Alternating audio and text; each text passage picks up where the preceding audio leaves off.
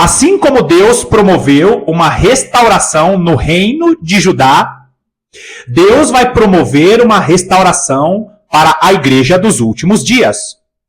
Assim como Deus enviou profetas antes da restauração para o reino de Judá, Deus está enviando os seus servos para a restauração da igreja dos últimos dias. Assim como o reino de Judá passou por tempos trabalhosos, a igreja dos próximos anos, talvez dos próximos meses, passará por tempos trabalhosos para aprender a viver essa restauração. Amados irmãos, se nós entendermos momentos anos antes da invasão da Babilônia sobre Judá, nós vamos entender o que vai acontecer nos próximos anos. Situações vão acontecer nas nações para que a igreja seja preparada para os últimos dias. Se você é um cristão que ama o final dos tempos, se você que é um cristão que tem uma grande expectativa do grande e último derramar do Espírito do Senhor, você precisa meditar a respeito da voz profética que antecedeu a restauração do reino de Judá. Fica comigo até o final do vídeo, porque eu tenho certeza que meditar a respeito da última voz profética antes da restauração vai edificar muito a sua vida. Seja muito bem-vindo a mais essa meditação do canal A Lâmpada para os Meus Pés.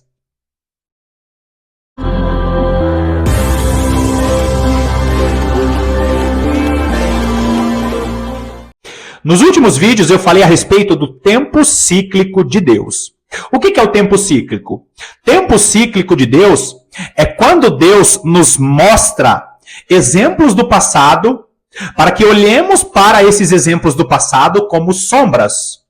Ou seja, como o próprio livro de Eclesiastes nos diz, como a própria palavra de Deus nos mostra, não existe nada novo debaixo do céu. Por quê? Porque dentro do tempo cíclico de Deus, as histórias vão se repetindo. Por quê? Porque sempre a geração seguinte precisa olhar para o passado para ver os exemplos que Deus deixou no passado como sombras. As situações que ocorreram com o reino de Judá são semelhantes às situações que a igreja vai viver no período da restauração. Por quê? Porque nós viveremos a glória da última casa, e essa glória começou a ser restaurada desde a época da restauração do reino de Judá, no período do cativeiro babilônico.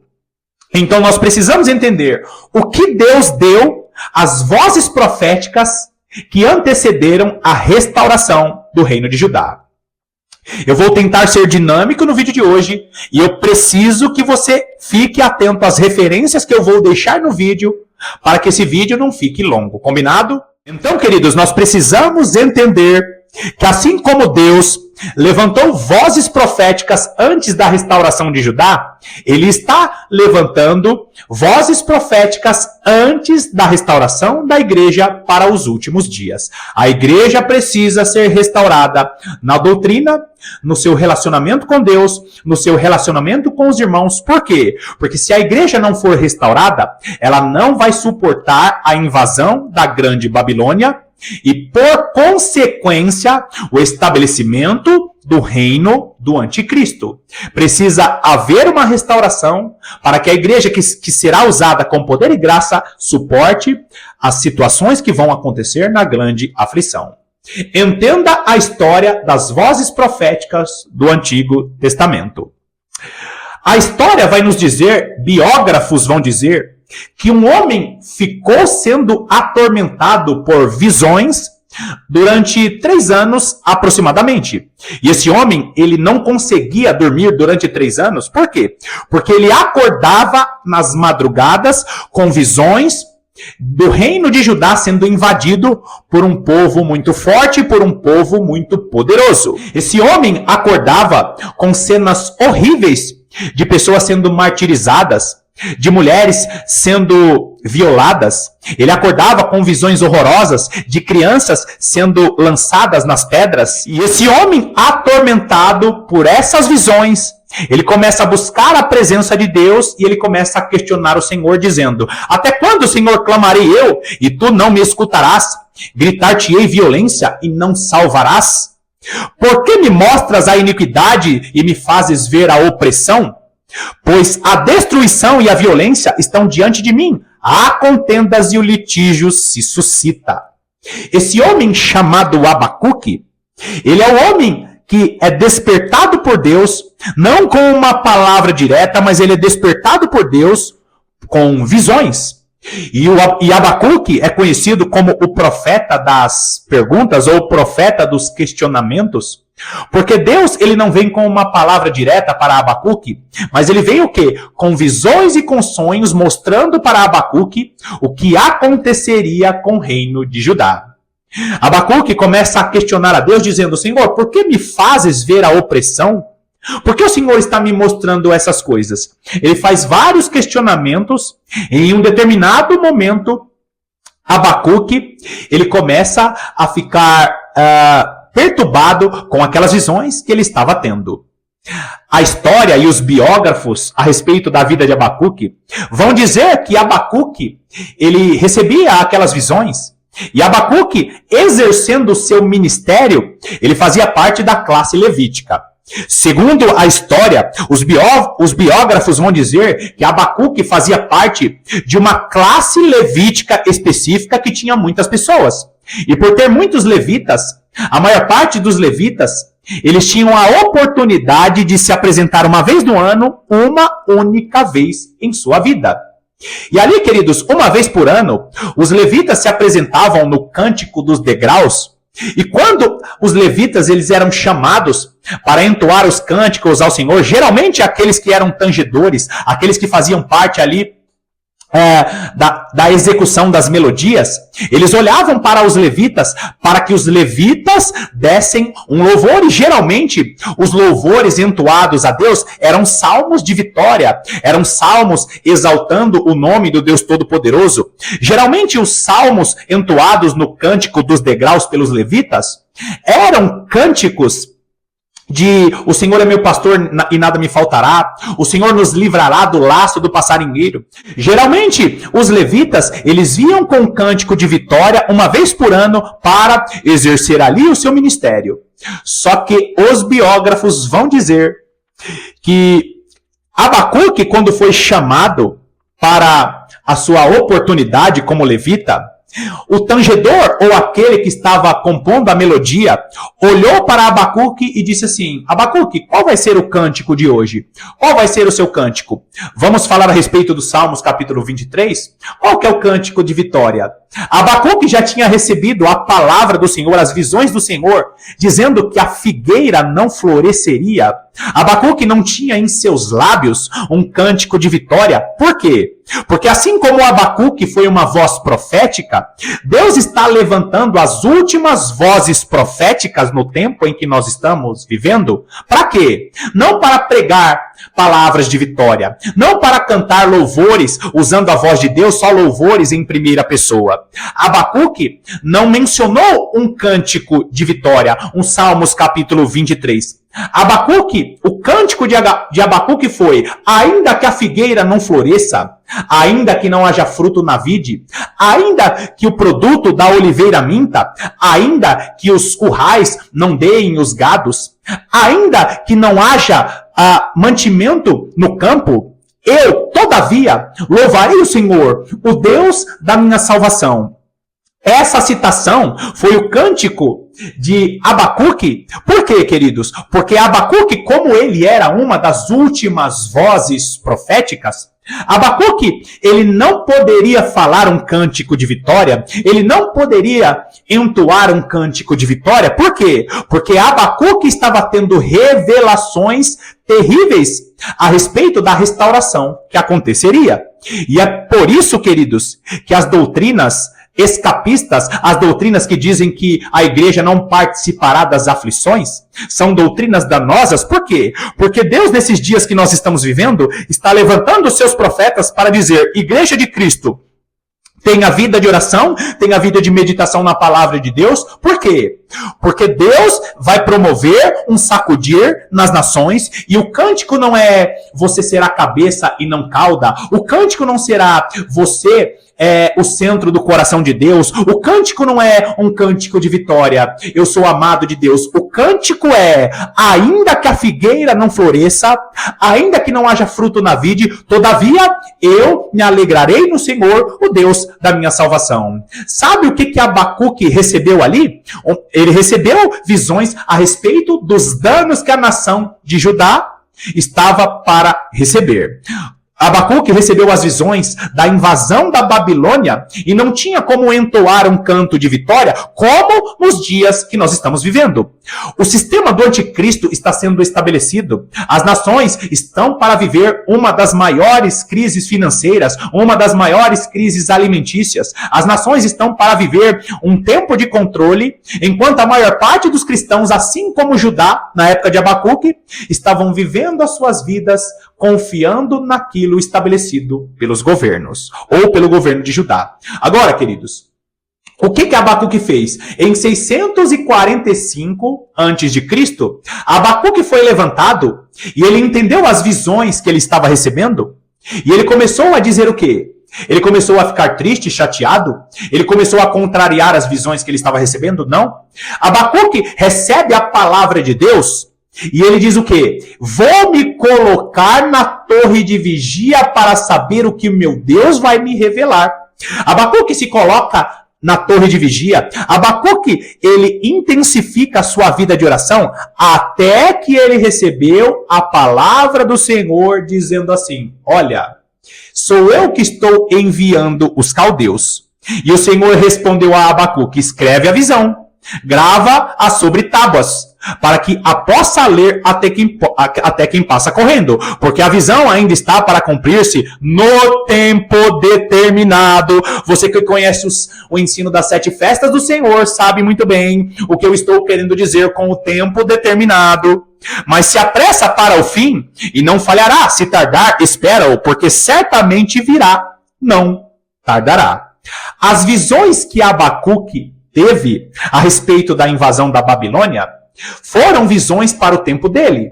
Só que quando nós olhamos esse texto que eu fiz de maneira proposital, eu deixei aí na tela, nos mostra que as semelhanças vão acontecer nos últimos dias. Por quê, queridos? Porque Abacuque não é um profeta que falou apenas a respeito da restauração de Judá. Se você ler todos os capítulos, você vai ver que Abacuque, ele começa profetizando para Judá e essa profecia ganha uma extensão para a restauração nos últimos dias, assim como é Obadias, assim como é a maior parte dos profetas do Antigo Testamento.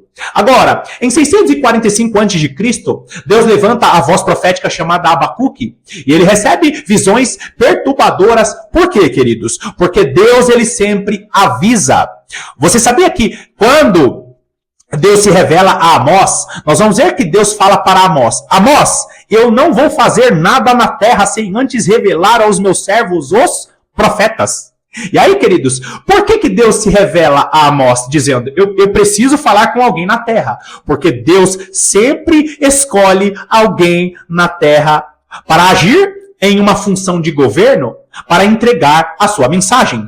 Deus sempre escolhe alguém como mediador, como intercessor entre o céu e a terra. Por quê? Porque Deus sempre, quando vai fazer algo no mundo, ele revela as suas vozes proféticas. Só que, queridos, quando chegou em 627 a.C., Deus levanta a última voz profética. Nós precisamos entender que a última voz profética, ela foi levantada por Deus em uma condição terrível da nação de Judá. Para você ter uma ideia, Judá vem pecando contra o Senhor ao longo da história. E nós vemos que em um determinado momento, um rei chamado Manassés, ele se levanta. E Manassés foi um rei tão maligno, mas tão maligno, que ele chegou ao ponto de sacrificar os seus próprios filhos em oferta a um Deus estranho. Manassés foi um homem tão maligno que ele estabeleceu em toda a nação o sacrifício de crianças e ele colocou toda a nação para idolatrar esses deuses que recebiam, crianças que recebiam ofertas humanas. Deus começa a levantar profetas ao longo da história, levanta Abacuque e agora levanta a última voz profética chamada Jeremias. Jeremias, queridos, foi levantado como a última voz profética, assim como Deus vai levantar a geração de Jeremias para ser usada com poder e graça. E não esqueça disso que eu estou falando aqui. Por quê? Porque a última voz profética, ela não vem de Jerusalém. A última voz profética, ela não vem dos grandes púlpitos das principais igrejas do mundo. A última voz profética não vem de Jerusalém, dos grandes religiosos, das grandes lideranças de Jerusalém. A última voz profética, ela não vem de uma região muito conhecida dos púlpitos do Brasil. A restauração, a última voz profética virá de um lugar desconhecido, de um lugar aonde as pessoas estão buscando a presença do Deus Todo-Poderoso. A última voz profética, ela virá das respostas de oração. A última voz profética virá de Anatote. Você sabe o que significa o nome Anatote? Anatote significa respostas de orações. Jeremias, ele vem de uma região chamada respostas de orações. Por quê? Porque assim como na época de Jeremias, Deus levantou uma voz profética que estava escondida, que estava menosprezada, uma voz profética que tinha intimidade com Deus, uma voz profética que não era conhecida em Jerusalém, uma voz profética que veio de uma linha sacerdotal, mas Deus disse, não serás sacerdote, serás profeta. A última voz profética antes da restauração da igreja será semelhante a Jeremias. É uma voz profética de pessoas que têm vida de oração, que têm vida de meditação na palavra de Deus. Por quê? Porque a última voz profética não virá de Jerusalém, não virá de púlpitos conhecidos, famosos, de igrejas famosas. Virá dos lugares secretos, dos lugares onde os cristãos estão buscando intimidade com Deus. Aqueles que frequentam o lugar das respostas de orações farão parte da igreja da restauração. E é por isso, queridos, que eu te convido agora, vai lá comigo em Jeremias, capítulo 1.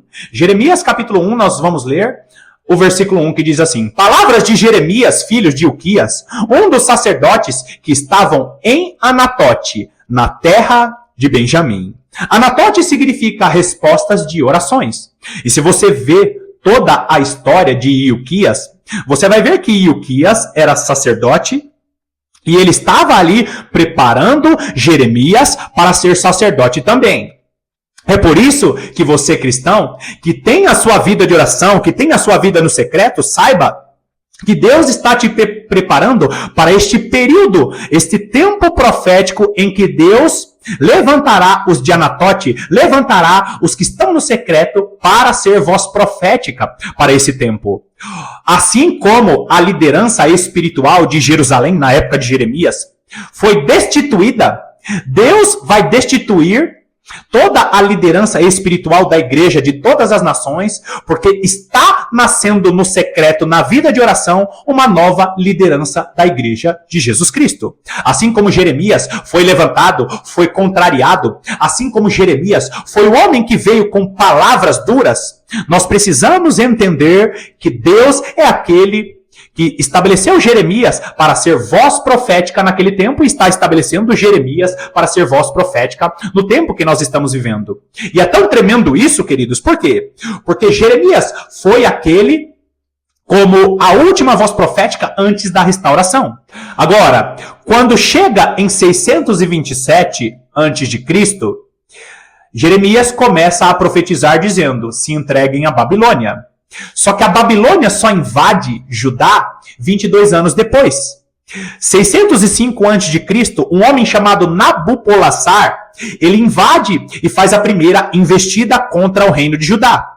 Nabopolassar tinha como comandante militar o seu filho Nabucodonosor. Nabucodonosor, ele fazia as investidas. E Nabucodonosor foi um grande conquistador como comandante militar. E em uma de suas investidas, ele descobre que o pai dele, que tinha ficado na Babilônia, morreu acabou ali falecendo e Nabucodonosor agora ele assume o império da Babilônia, não mais como comandante militar, mas como rei da Babilônia. E ali, queridos, Nabucodonosor, ele levanta um homem chamado Nabuzaradã como o seu comandante militar.